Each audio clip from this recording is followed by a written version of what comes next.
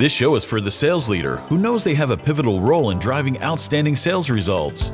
Getting hired or promoted to manage a sales team is a big accomplishment, but you know you have to work hard to become a great sales leader. You are listening to the Divine Comedy of Sales podcast. Here's your host, coach, and advisor to elite sales leaders from around the world, Matt McCary. Hello and welcome to this episode of the Divine Comedy of Sales podcast. I'm Matt McCary, veteran seller, leader, coach, and advisor to elite sales leaders all over the world. I'm really excited to have you join and listen to today's episode. This is one of our interview episodes, and I'd like to introduce you to my very special guest right now. I have with me today Mark McCary, who I have known for quite some time. I'll tell that story here in a moment. Mark is a longtime seller and leader. He currently is a partner at Serious Development. He's focused on the healthcare arena today, but his work history includes focus on the energy sector.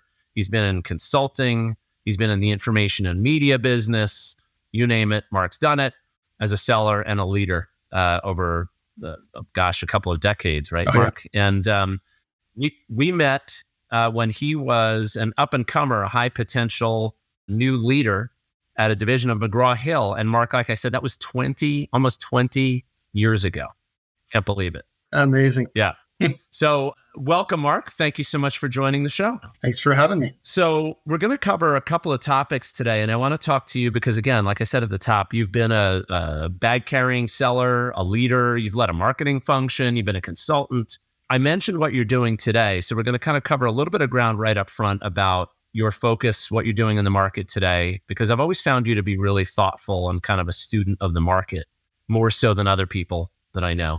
And then we'll dive into sales leadership and some of the things that you've learned that would be relevant for this audience, okay? So sounds good. So Serious Development, I'm really curious to hear about what the focus is there. Like I said, healthcare focus today. But when we talked leading up to today's interview, you said a few things about what's going on in the marketplace and why there is opportunity today for a business like yours.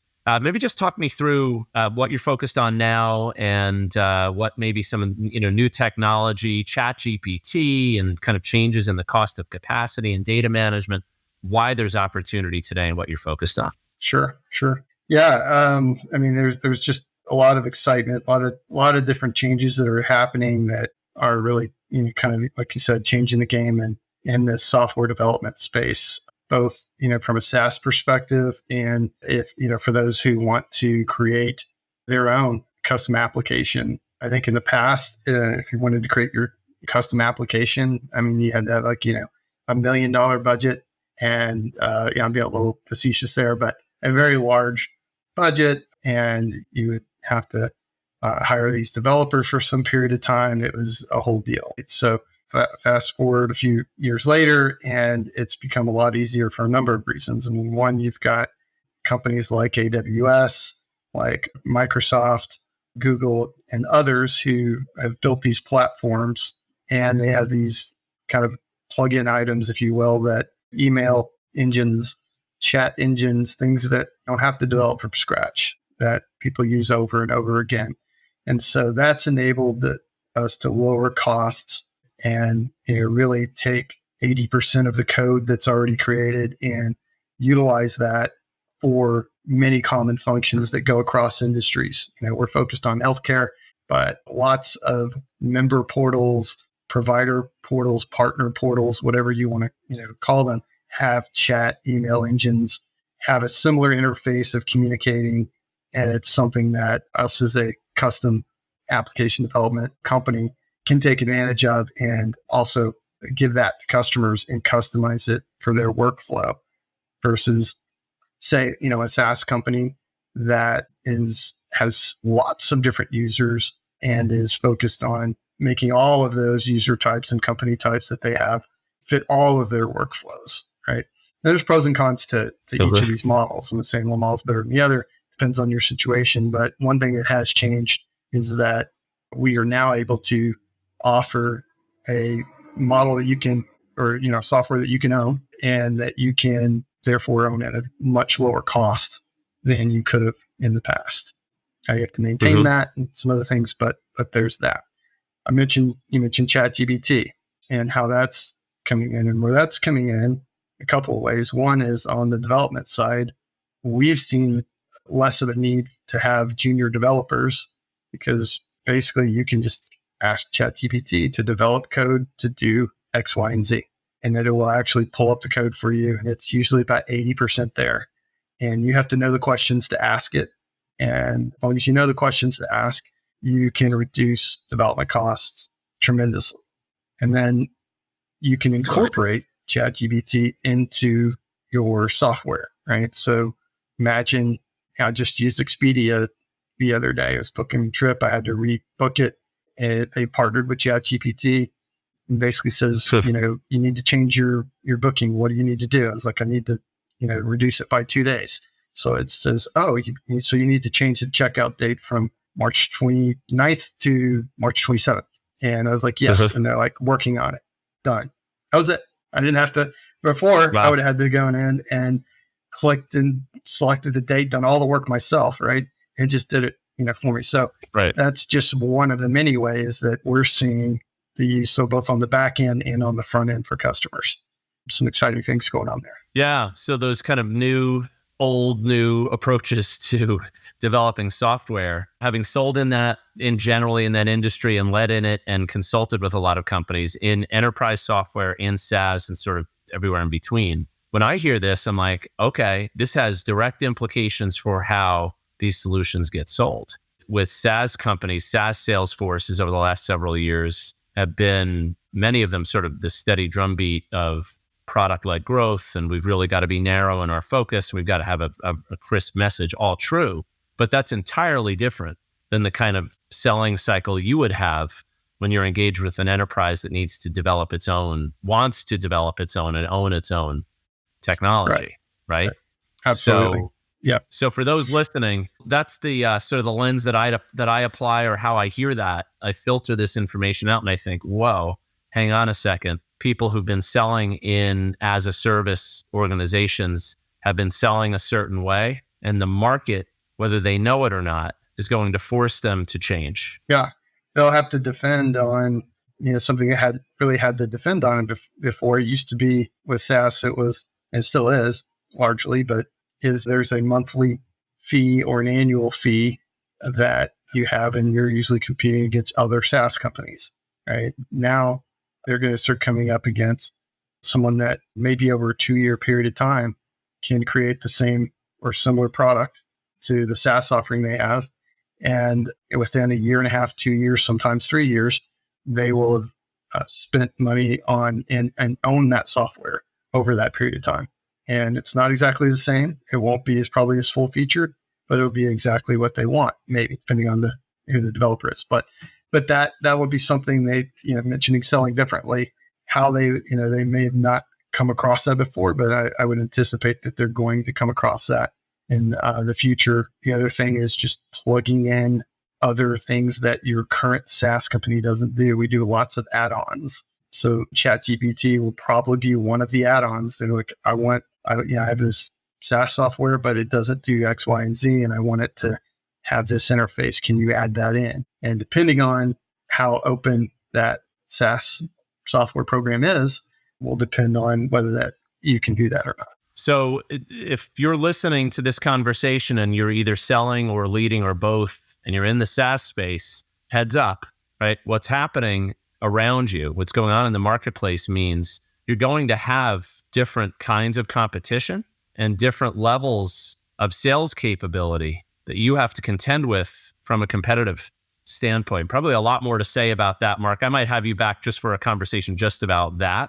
But the rest for today, what I want to focus on is you've been a sales leader in several places and you have a really interesting perspective. So let me just dive into some of the things you've learned. So from the top, what would you say is the most important lesson you've learned so far about leading a sales team or a sales organization? Yeah, I mean, I really have to go back to a couple of key things. One is really proper call planning. Believe it or not, I think is one of the most important lessons I've learned and tried to pass on to my sales teams that I've seen really make a difference in having a high producing, effective sales team versus kind of a sales team that wings it a bit. And you've got these really high level performers who carry the top old 80-20 rule, the top 20% carrying the 80. If you can get that call planning, discipline built in, and that's there's a lot to unpack under what the call planning is, but spend questions and doing your homework around who are you calling on, having a hypothesis of what problem that the customer might have, all of those things. But that's been one of the most important lessons, is really working with the team to do that. What's behind it? Like, what is it about what does it tell you about a culture or a team when you see that sort of focus on planning? And there's different levels of this, right? I mean, at the high level, you've got kind of territory planning, looking at, how I'm looking at the year, and that's usually how we started out. We look at, let's look at the year ahead. I've got X number of customers. I've got, these prospects and target accounts that I want to go after, and thinking about how am I going to back into my number, and how am I going to reach that target growth number. So you start with that high level, and then, on a daily basis, as you go make calls, we had forms we developed and customized for every sales team I've ever had. And we usually jointly develop those with the sales managers that worked with me and or the sales, high performing salespeople. And we would go through and talk about what are the top 3 things that you need to know about your, the account that you're calling on, and generally focused on problem areas, whether they be common problem areas to that industry, or you just know there's certain things with that account because you dealt with them a while, or it's in the news, or it's a common issue. And then you develop questions around those things, and you develop a hypothesis on what the problem is, what the implications are, and obviously, what would happen if you were able to fix that, or help the customer fix that problem. So it's developing questions around that. We would talk about call planning, sit down with my rep for, hey, we're gonna do ride-alongs next week. Let's sit down, let's look at your call plan, go through it. And I think it was, helpful, and I heard this a ton of times, that it's helpful to have someone else looking at that with them and going through their call plan and saying, what about his question or that question? And I was lucky enough to have some great sales guys that I learned a lot from, and I would take what they did and I would apply it to the next rep who I was riding along with, and say, hey, Scott over here we used this call plan, we used these questions at accounts similar to yours, and I think it worked really well. Why don't we apply that here too? And that kind of sharing. So that's why I like call planning, because it's written down, it's planned, it's something you can use over and over again. Mm-hmm. So if I'm listening to this and I'm a leader, I might be like, okay, that's it's very specific, it's pretty tactical, but we're getting together and being thoughtful about our approach to developing relationships, developing needs, and frankly, getting customers out in the marketplace who are motivated to act, right? Who are taking action on our offering. But we're also, the other thing that you said that I want to pull out of this is that you're learning too as a leader. Like you're realizing, okay, there's a scenario that we're going to face often, and there's a set of questions, or there's areas that we need to be exploring that I'm not sure my other members of my team are thinking about. How do I take that and translate that into something of value for them? So that's what I'm hearing here. It's not just we have to have the discipline of planning, but as a leader, it sort of pays off dividends in a number of ways. We're spending the time together, we're collaborating.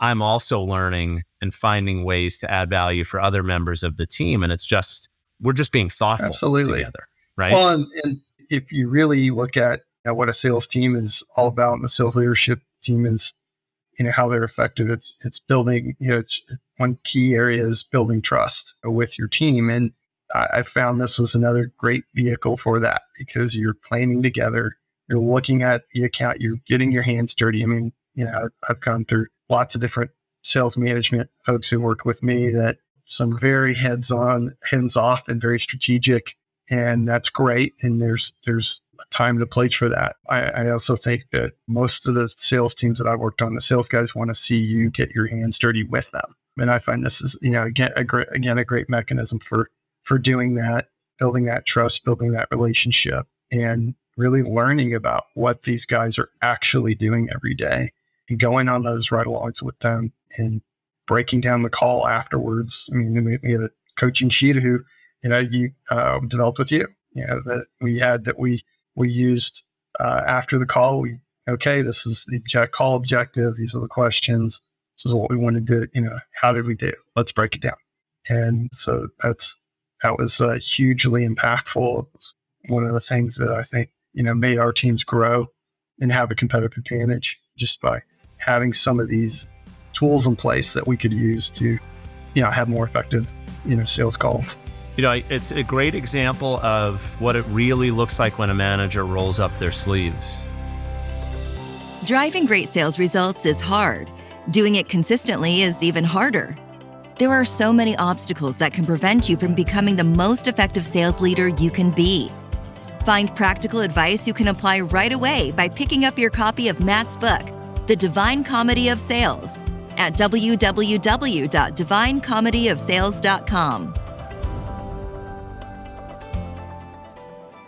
I had as a quick anecdote, I once had a CEO I worked for telling me that I didn't roll up my sleeves enough. Meaning, well, I'll tell you what I think what he really meant. Meanwhile, I'm investing regularly in call planning, opportunity planning, account planning, like engaging, and then going out on calls and playing a role with salespeople. So for me, rolling up my sleeves in that particular role was going through kind of what you're talking about, really trying to understand the market and learning from the conversations people are having, but being there for them to help them think through their approach to a specific call or maybe to navigating a deal, right? Managing an opportunity. It turns out, I think in that example, the CEO I'm talking about, when he wanted me to roll up my sleeves more, what he wanted me to do is do people's jobs for them. Like go out and make these calls and don't worry if there was a plan, right? And so that was that was anathema for me. But the point is, for your teams, that rolling up your sleeves looks a lot like what you're talking about. Like this, let's get down into the dirt and figure some of this out. I'm going to be there to help you think it through. I'm not just going to show up at the end to help you close it. Right. But there's a role I can play early, and that's where call planning needs to happen. So that's a great note for people listening. Mark, as I've talked to you, we've had a lot of conversations over the years about selling and leadership. And one of the things I enjoy most about talking with you is you think about this stuff a lot. And I think that's because you love it. Yeah, I do. I'm a student of it. If you could boil it down, what would you say you love most about leading salespeople specifically? I think it's two things. It's growth and learning from them. So, growth side, go back to the call plan example, when you see them develop a call plan, go use it, ask these questions, and then pull out this giant problem along with the implications and what it would mean to the customer to solve that problem. And you actually see that happen. To me, it's so rewarding because it just turns that salesperson on to really understand the value of what they're there for. And it's to be consultants. It really is. If you're a professional sales rep, you're doing your homework, you're doing enough work ahead of time, and it's easier than ever to do with the internet and ChatGPT. You can do a lot of homework there.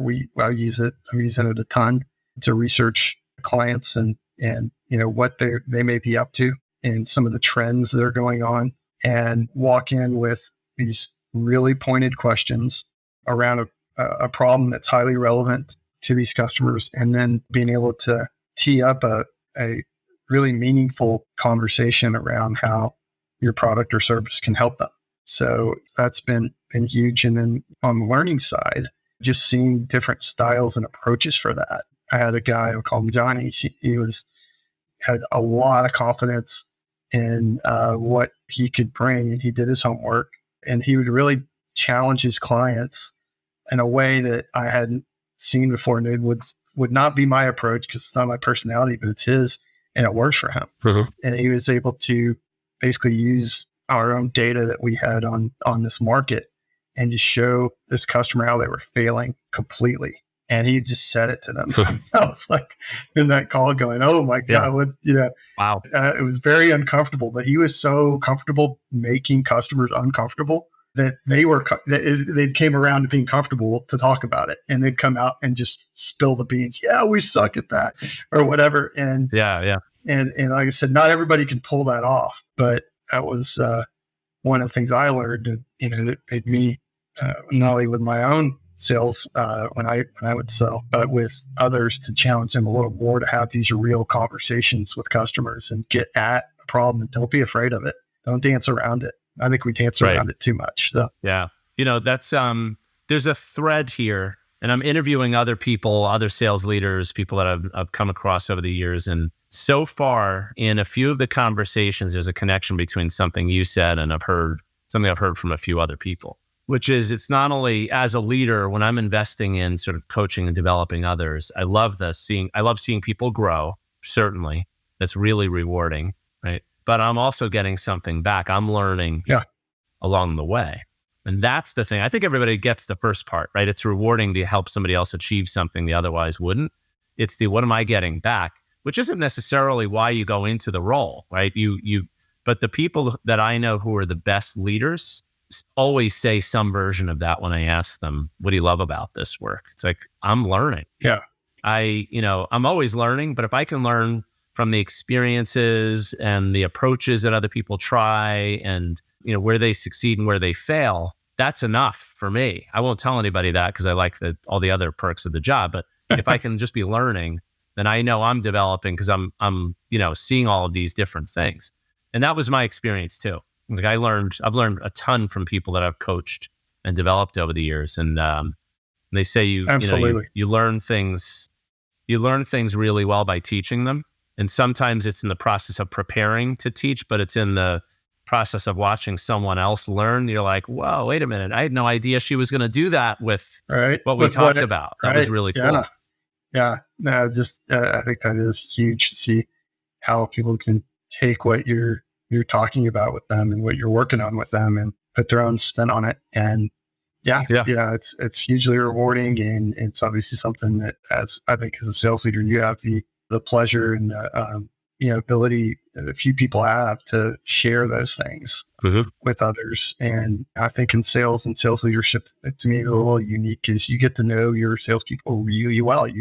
There's not too many other careers where you fail a lot and succeed this small percentage. It's almost like baseball. You're only hitting the ball, 2-3 times out of 10 if you're lucky. It's sort of similar with sales. And so, you're sort of leader and you're there with them as they go through these successes and failures, and you get to know them really well.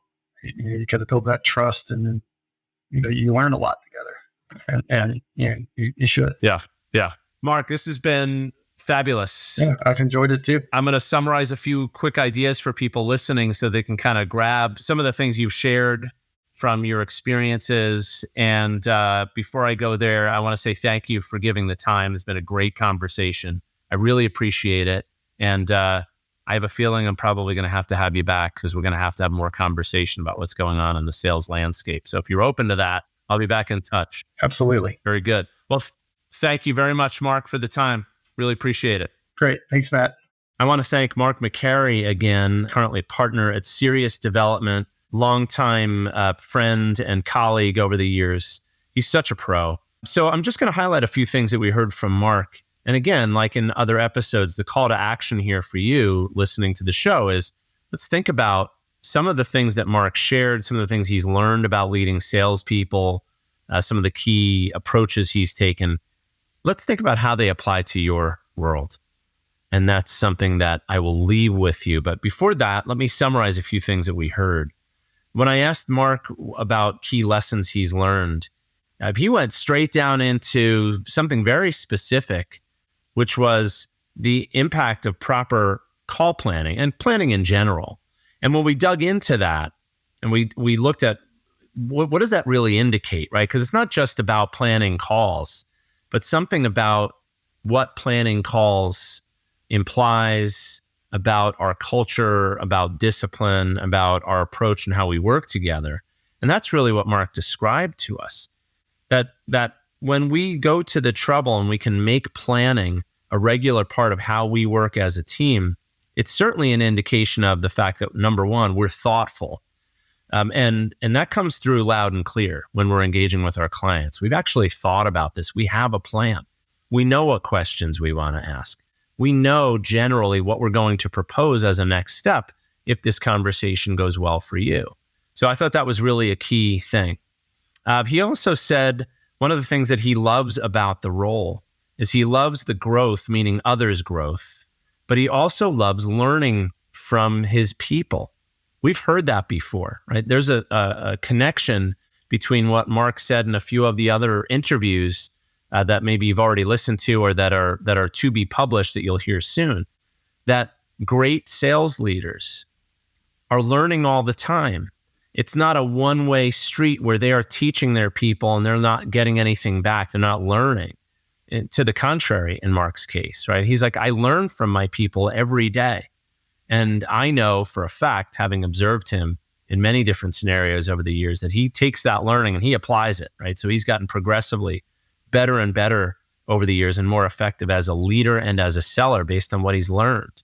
And so Mark is a seriously thoughtful guy. I also enjoyed the conversation we had at the very start about what's going on in the marketplace and how some technological advancements today, he talked about ChatGPT, but we also talked about really the increasingly low cost of capacity, the reduced cost of data management.